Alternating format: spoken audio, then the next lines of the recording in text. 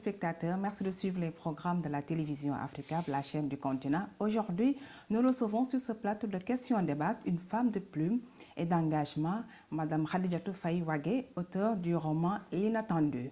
À travers cette œuvre, elle nous plonge dans un univers riche en émotions, en réflexions et en réalité sociale. À l'occasion également de la célébration du 8 mars, Journée internationale des droits des femmes, cette rencontre prend une dimension particulière autour de la voix féminine dans la littérature. Bonsoir Madame Wagué. Bonsoir Manfatou. Merci d'avoir accepté notre invitation. Merci, le plaisir est pour moi. Alors, qui est Khadijatou Faye Wagué au-delà de l'auteur que le public découvre aujourd'hui? Alors modestement, je dirais que Khadijatou Faye Wagué est une jeune femme anonyme. Alors, sénégalaise, qui a fait ses études supérieures en France, en communication des entreprises, depuis lors, qui est de retour au Sénégal pour servir son pays. Alors, qui m'essaye dans l'écriture, on va dire, avec ce nouveau roman intitulé L'inattendu. Mère de famille, mariée, voilà, je pense que c'est l'essentiel de ce que je peux dire en matière de présentation. Alors, Madame Wagué, qu'est-ce qui vous a donné envie d'écrire et de devenir romancière? Bon, c'est une envie qui me suit depuis, comme je l'ai dit, depuis plus de 10 ans maintenant. Ça fait longtemps que j'ai souhaité écrire, mais mon problème c'était sur quel sujet. J'avais tellement l'embarras du choix. À chaque fois que j'avais commencé à écrire un ouvrage, bon, après j'étais rattrapée par soit l'actualité, soit j'avais découvert un autre sujet que j'avais jugé en fait beaucoup plus intéressant. Et je me dis que faisant cela, je ne vais jamais terminer un ouvrage ou bien voilà, je serai un petit peu plus dispersée. Intérieurement, je me disais également peut-être qu'il fallait commencer par quelque chose, par peut-être le commencement, c'est-à-dire par mon histoire personnelle. Bon, c'est vrai que quand on a une histoire qui est un petit peu anecdotique, on n'a pas à chercher plus loin. C'est-à-dire c'est déjà une histoire qui peut servir de roman. Et donc j'ai décidé dans un premier temps de commencer par ça, en attendant de développer d'autres thèmes. Et L'inattendu, c'est avant tout, comme j'ai l'habitude de le dire, une autobiographie qui est romancée. Voilà. Alors pourquoi avoir choisi le titre L'inattendu? L'inattendu, c'est parce qu'en fait, quand vous lisez l'ouvrage de bout en bout, vous allez découvrir que tous les événements qui sont découverts, qui sont décrits dans le roman, c'est des événements qui sont inattendus. C'est-à-dire vous allez passer d'un événement et à la suite de cet événement, quand vous enchaînez, vous découvrez que cet événement-là survient de manière inattendue. Aussi bien pour le lecteur que pour la personne qui l'a vécu elle-même et qui est décrite dans l'ouvrage. D'accord. Alors, dans L'inattendu, quel message principal souhaitez-vous transmettre à travers ce roman? L'inattendu, c'est une succession de sujets. Hein. Ce n'est pas seulement une autobiographie de ma personne. J'ai développé d'autres thèmes, tels que le genre, comme vous l'avez dit tout à l'heure. On parle de 8 mars, donc c'est tout à fait d'actualité.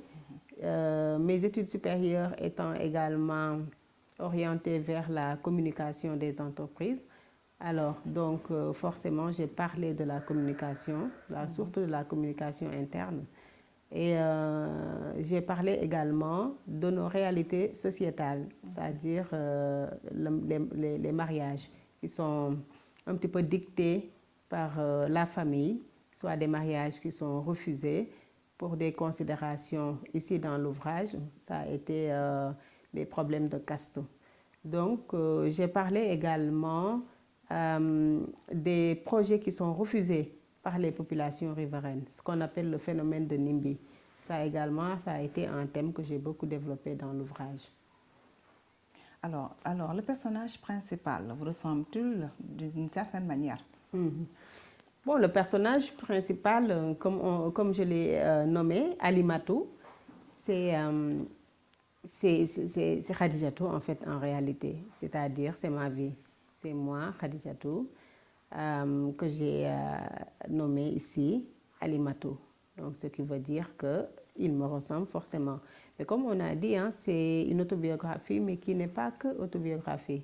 Il y a une dose de fiction dedans. Donc, ça veut dire que sa vie de Alimatou n'est pas typiquement la vie de Khadijatou. Il y a une dose de fiction qui est dedans. Il y a une partie qui me ressemble effectivement. On peut dire que c'est inspiré d'une histoire réelle et une fiction. Voilà, c'est une autobiographie romancée. C'est la réalité de la vie de Khadijatou qui est ici Alimatou.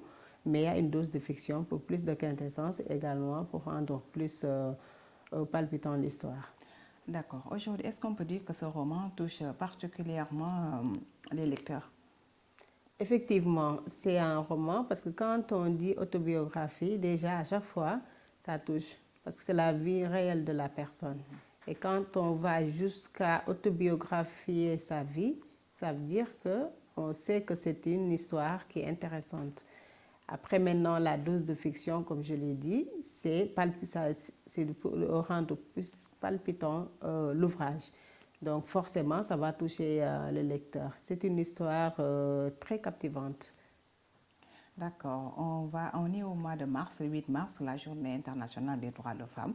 Alors, votre roman porte-t-il un message en faveur des femmes? Effectivement, j'ai dit que j'ai développé le thème de genre dedans. Donc, le thème de genre avec tout ce qui va avec, c'est vrai que ce n'est pas un ouvrage typiquement genre où on pourrait beaucoup plus développer, mais j'en ai assez parlé et des problèmes essentiels de ce sujet-là, c'est-à-dire pourquoi est-ce que le genre traîne-t-il encore? Pourquoi est-ce que les femmes peinent-elles encore à accéder à vraiment ce qu'on respecte leurs droits? Ce qu'on dit Journée internationale des droits des femmes. Mais je pense que pour, comme on dit, réclamer ses droits, il faut d'abord faire ses devoirs. Donc les femmes ont vraiment, dans l'ouvrage, on va découvrir que les femmes ont une part de responsabilité énorme dans ce qui est leur vie aujourd'hui. Voilà. Alors, quelles sont les responsabilités des femmes dans cette vie alors, pour que les femmes puissent accéder à des postes de responsabilité? Et déjà que les femmes soient solidaires, parce que quand on a un combat à mener ensemble et qu'on sait que les problèmes de chaque femme, on les retrouve dans toutes les femmes, déjà on doit être solidaire. On doit se dire que on doit avoir plus d'empathie envers toutes les autres femmes.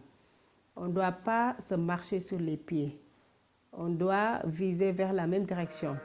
On doit faire de sorte que la femme qui est aujourd'hui mon collègue, ma voisine, membre de ma famille, que cette femme-là, son objectif, que je ne l'attrape pas, que je fasse de sorte que cette femme puisse, vraiment que je puisse aider cette femme-là.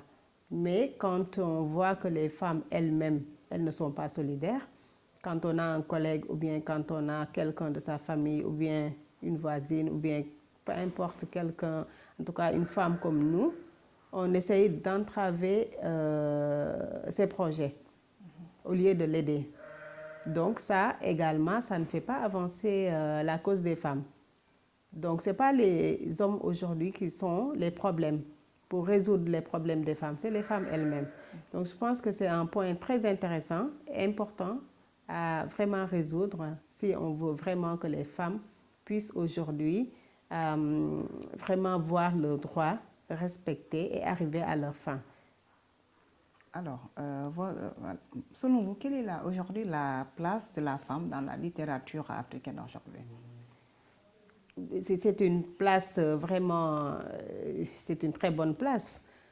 Parce que aujourd'hui et hier, et je l'espère dans le futur, hier on a eu des femmes vraiment très, très poignantes.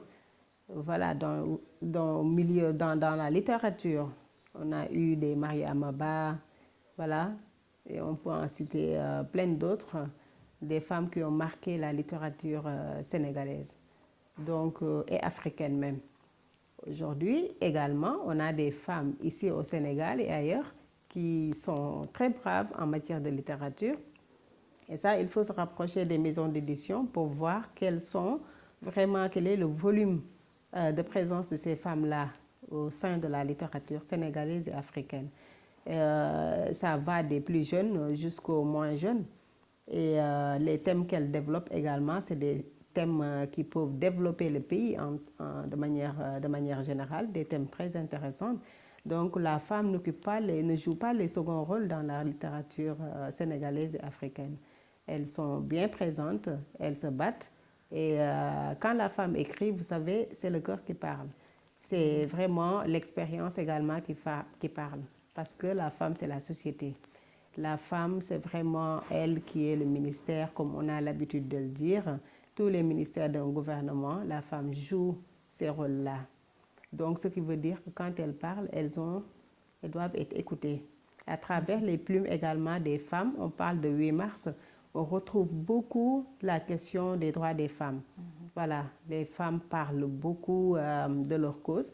On retrouve également des messages qui sont très poignants. Il y a des livres, un livre récemment qui a été primé. C'est une jeune écrivaine qui l'a produit et qui a parlé également d'un thème qui se rapproche au genre, elle traite le genre. Et elle a été primée au niveau de Harmattan comme jeune écrivaine. Donc les femmes aujourd'hui ont vraiment leur place au sein de la littérature africaine et sénégalaise. Alors pensez-vous que l'écriture peut être un outil de transformation sociale? C'est fait pour ça. L'écriture, ça doit transformer, ça doit changer les comportements. Ça doit permettre de quitter un point A en matière de développement pour arriver à un point B. Parce qu'on n'écrive pas uniquement pour faire passer du temps au lecteur. On écrit pour donner du savoir. On écrit pour transformer. On parle de communication, c'est une façon également d'arriver à un changement de comportement. Voilà, donc l'écriture, c'est vraiment, et c'est pour ça que je plaide pour que l'écriture soit, pour que l'écriture retrouve leurs lettres de noblesse. Parce que c'est quand même dommage, mais avec les nouvelles technologies, on voit que actuellement les plus jeunes surtout commencent à délaisser l'écriture et la lecture même. Je pense que ça, c'est assez grave, même j'allais dire, pour ne pas être alarmante. Je dirais que ce n'est pas du tout à favoriser. Parce que c'est vrai qu'on n'est pas une société de l'écriture, on est une société plutôt orale. Mais quand on sait que depuis que l'école est là, on apprend beaucoup à travers les écrits. Et ça, je pense que pour que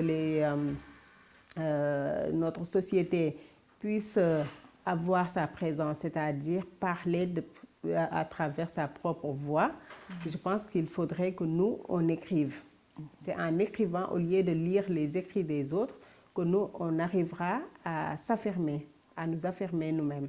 Et donc à transmettre à nos plus jeunes ce qu'on voudrait qu'ils comprennent d'abord à travers notre culture, mais aussi à travers notre économie et aussi qu'ils puissent avoir plus confiance en eux. Donc c'est pour transmettre tous ces messages, je pense qu'il n'y a pas mieux que l'écriture.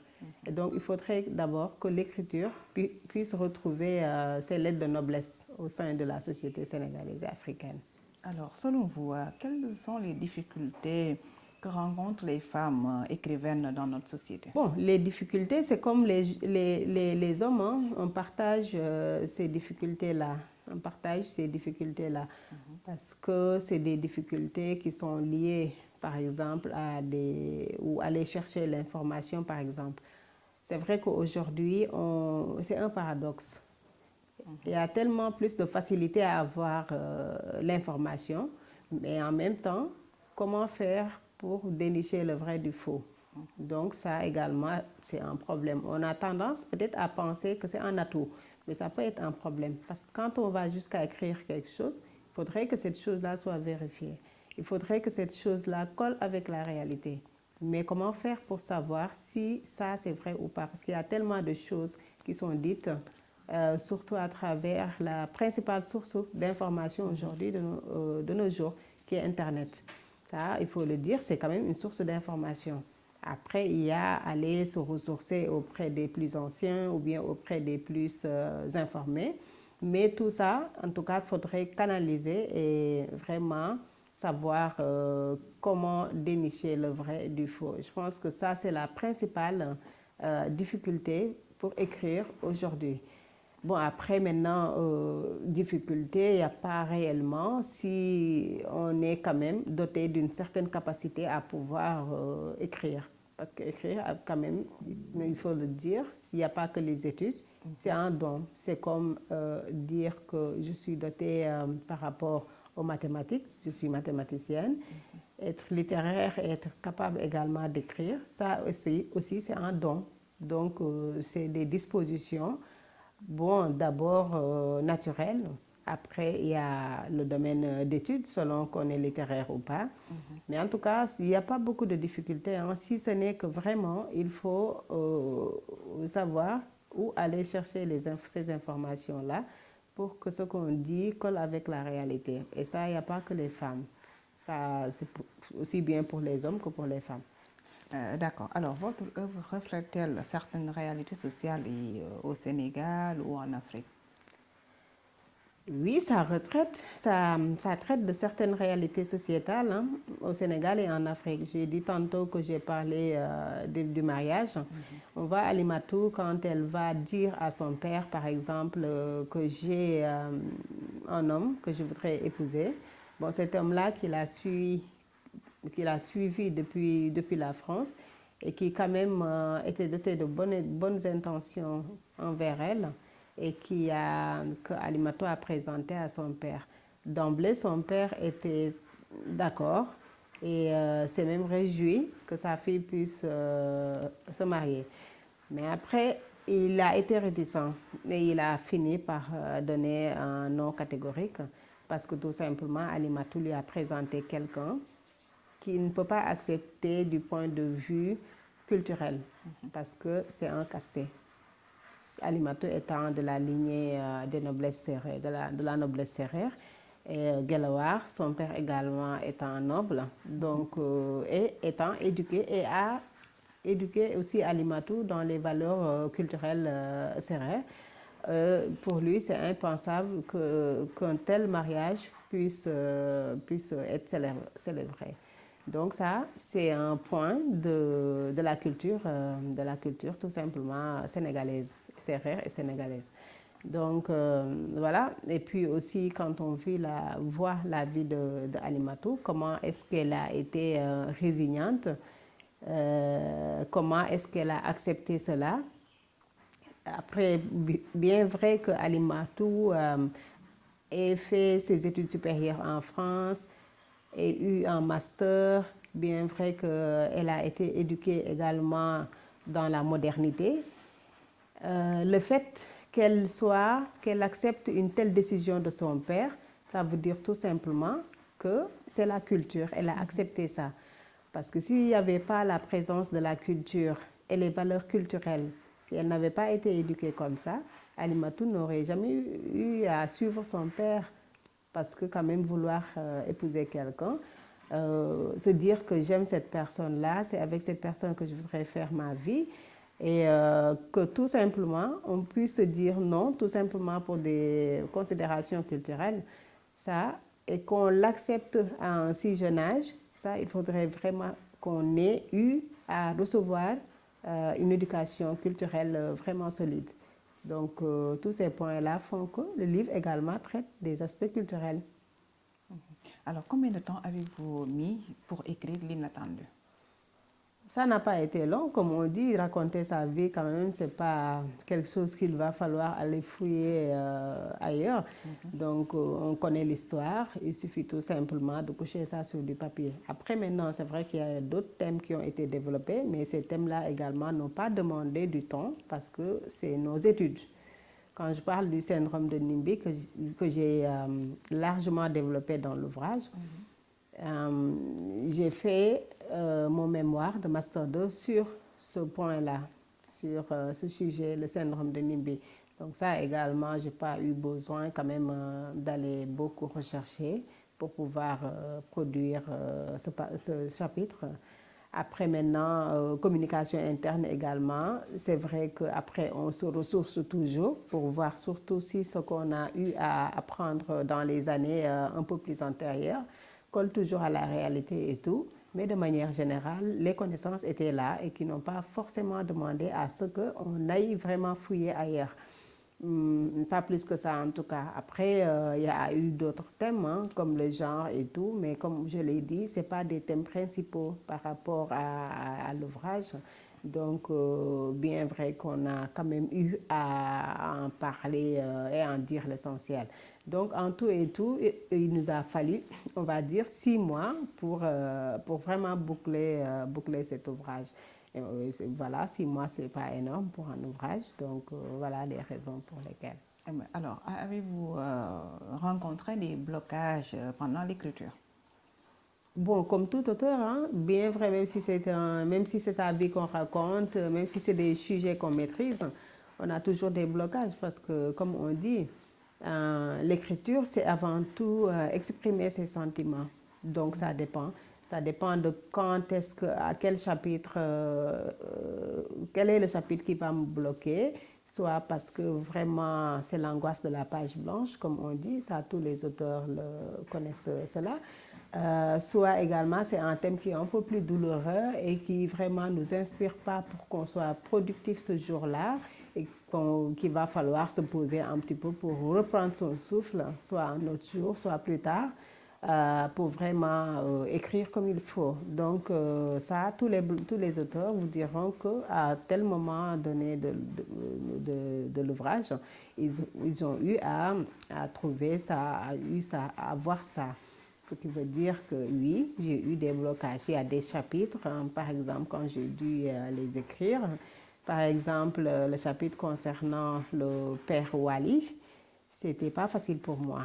Le grand-père Wali, c'était pas facile pour moi parce que c'est un personnage qui m'a beaucoup marqué durant mon enfance et même durant mes jeunes années d'adolescente. Alors, c'est quelqu'un, par exemple, pour raconter l'histoire, qui venait souvent à la maison. C'est-à-dire, il venait presque chaque année. Et c'était comme un pèlerinage pour lui. Tout simplement, c'est vrai que c'est l'oncle de mon père, mais il venait surtout pour moi. Il venait pour moi parce qu'il voulait me voir. Mais pourquoi c'était très émouvant pour moi d'écrire sur lui, c'est qu'il m'a marqué sans que je puisse savoir qui était cet homme. Quand il venait à la maison, bon, il me voyait courir de gauche à droite, comme tout enfant, et il ne me quittait pas du regard. Ça me donnait des frissons. Je me disais que pourquoi ce vieux-là me regarde comme ça? Alors, parce que lui, il savait qui je suis et moi, je ne savais pas qui il était. Lui, c'était le père de mon papa de ma mère, et moi, je ne le savais pas. Et plus tard, quand j'ai eu le BFM, il a dit au jeune frère de mon père, il paraît que Hadi maintenant, elle sait que je suis son grand-père. Est-ce que tu peux me faire la faveur de dire à son père vraiment que je voudrais qu'elle vienne passer les grandes vacances au village pour que je puisse au moins passer du temps avec elle avant que je ne disparaisse. Il a fait cette demande-là de manière insistante. Mon père ayant été toujours protecteur envers moi, n'a jamais voulu que je quitte la maison, même pour des vacances de 2 jours. Il a fini par accepter. Et quand il a accepté, je suis partie le voir. Et les moments que j'ai passés avec lui plutôt, ont été des moments très marquants pour moi. C'était des moments qui sont inoubliables. Je sentais tout l'amour. Et c'est comme si il me disait au revoir également, parce que ce sera la dernière fois que je vais le voir. L'année qui a suivi, il n'a pas pu venir à la maison, il était déjà alité. 2 ans plus tard, j'avais le bac et c'est là où on m'a annoncé qu'il était décédé. Donc écrire ce passage-là, ça n'a pas été facile pour moi, quand j'ai dû me poser quand même et vraiment reprendre mon souffle plus tard pour continuer à écrire. Donc c'est des choses qui arrivent à tout écrivain.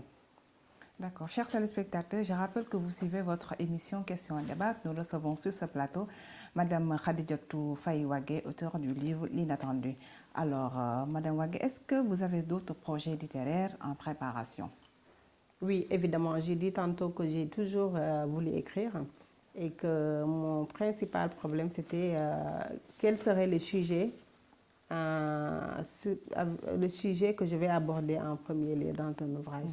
Voilà. Maintenant que cela a été fait, que j'ai parlé de ma vie et d'autres sujets dans cet ouvrage qui est L'inattendu, qui me tient vraiment à cœur, je pense que maintenant, je peux me pencher sur d'autres sujets, comme vous l'avez dit tout à l'heure, des sujets qui pourraient plus servir pour le développement du Sénégal et parler un peu plus soit de notre société, soit du développement du pays et tout. Mais dans tous les cas, qui pourront inspirer et j'espère qu'ils vont accrocher également les lecteurs.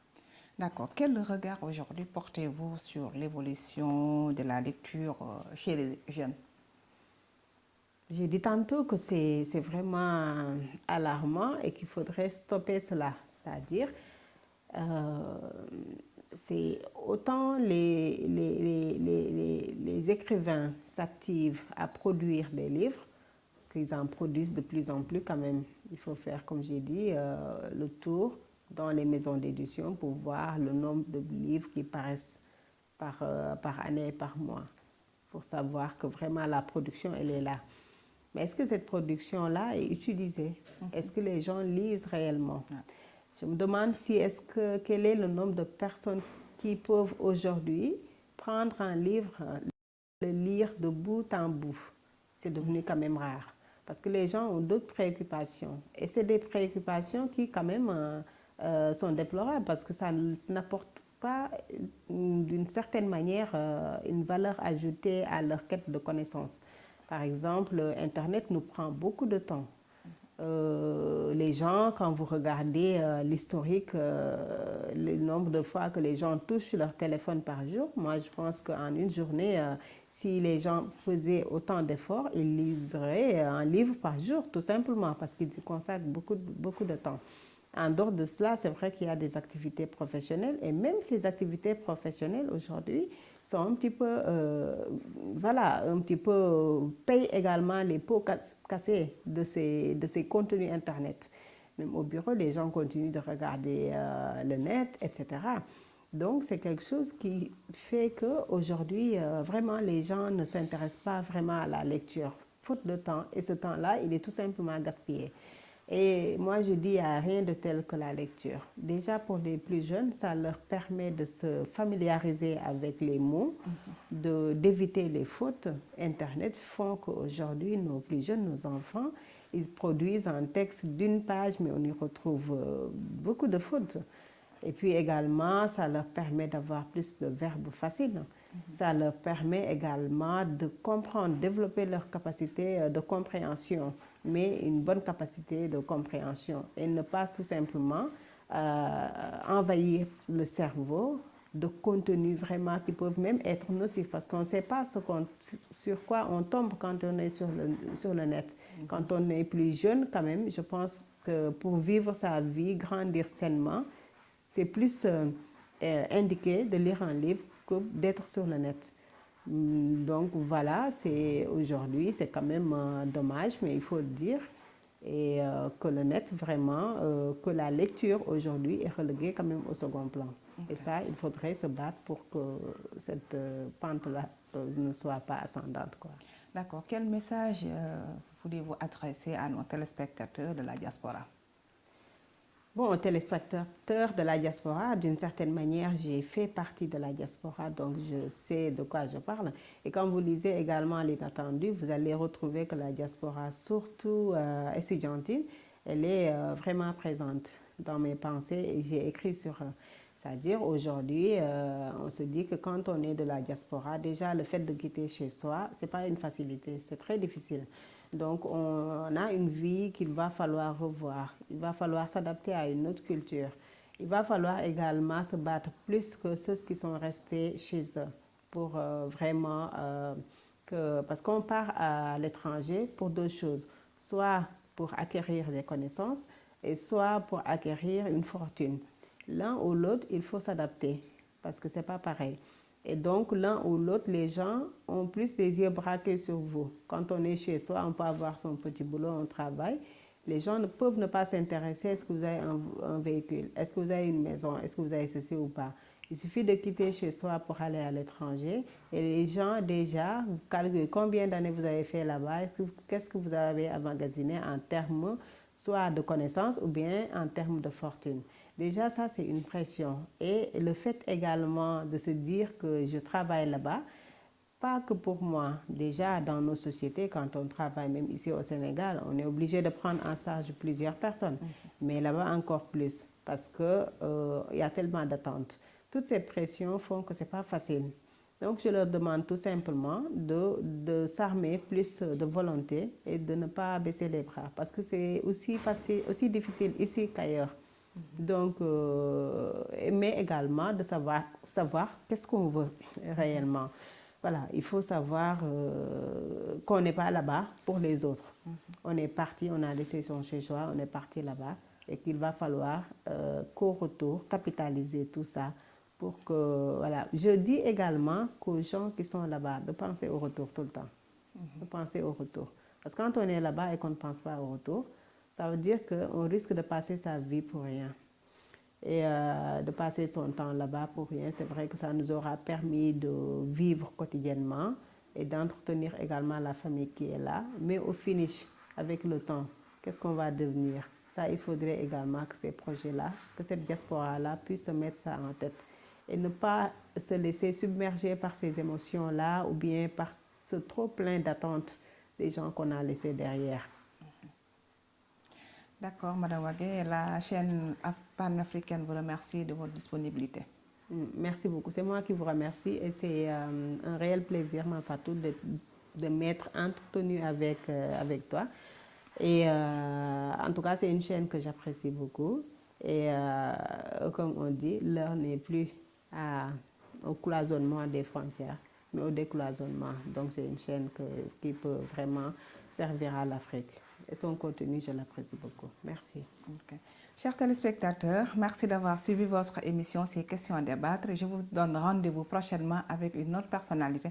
Merci et bonne suite de programme.